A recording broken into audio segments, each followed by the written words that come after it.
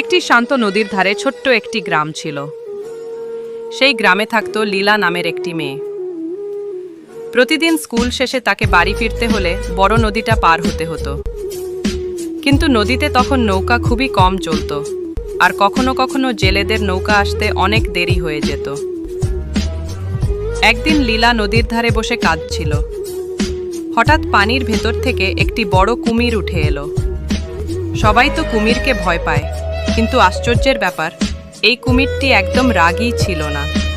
বরং কুমিরটি ধীরে ধীরে কাছে এসে বলল, ভয় পেও না ছোট্ট মেয়ে, আমি তোমাকে নদী পার করে দেব।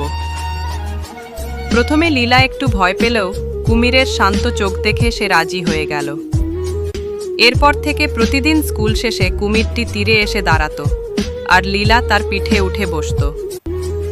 কুমিরটি আস্তে আস্তে নদী সাঁতরে পার করে দিত।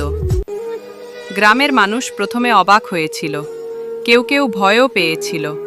কিন্তু পরে যখন দেখল কুমিরটি লীলাকে কোনো ক্ষতি করছে না, বরং প্রতিদিন নিরাপদে